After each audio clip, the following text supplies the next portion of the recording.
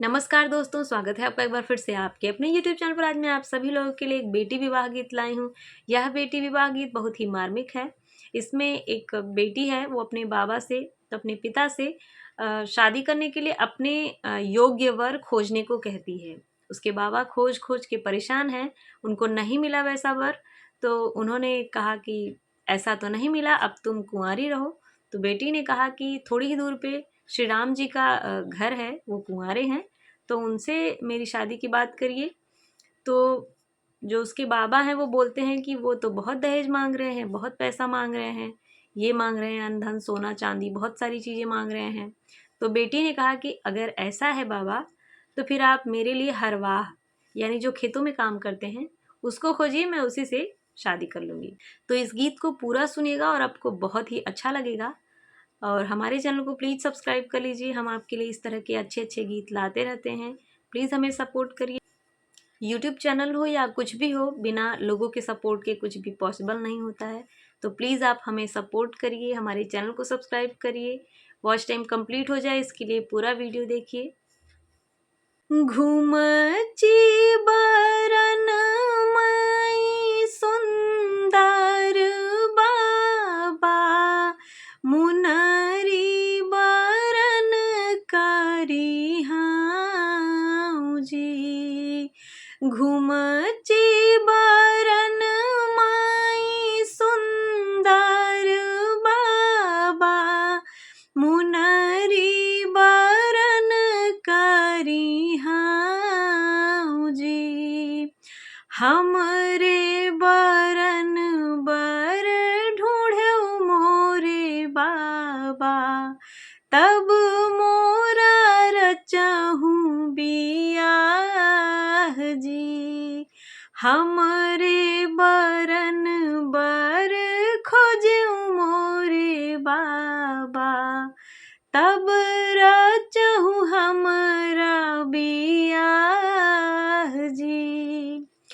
ईहड़ खोजूँ बेटी बिहड़ खोजूँ, खोजूँ मैं देश सरिवार जी। ईहड़ खोजूँ बेटी बिहड़ खोजूँ, खोजूँ मैं देश सरिवार जी। तोहरे निजोगे बेटी बर नाही पायूँ, अब बेटी रहूँ कुंवार जी। तोहरे निजोगे बेटी बर नाही पायूँ, अब बेटी रहूँ कुंवार जी।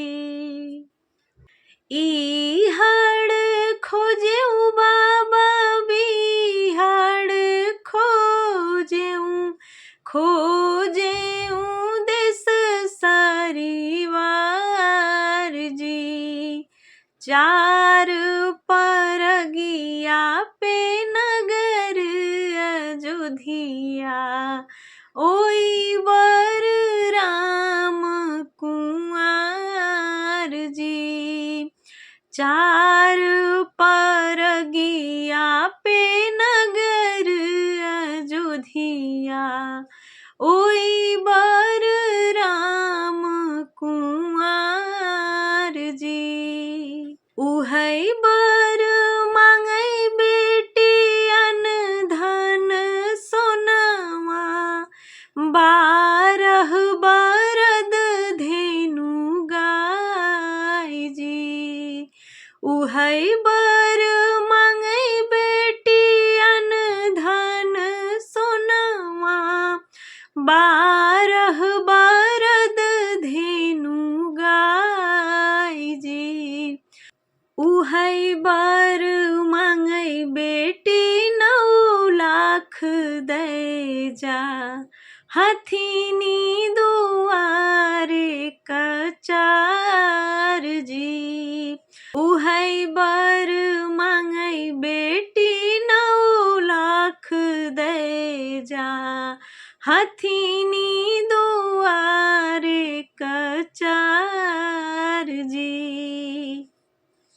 नाही देबो मोरे बाबायन धन सोनावा, 12 बरद धेनु गाय जी। नाही देबो मोरे बाबायन धन सोनावा, 12 बरद धेनु गाय जी।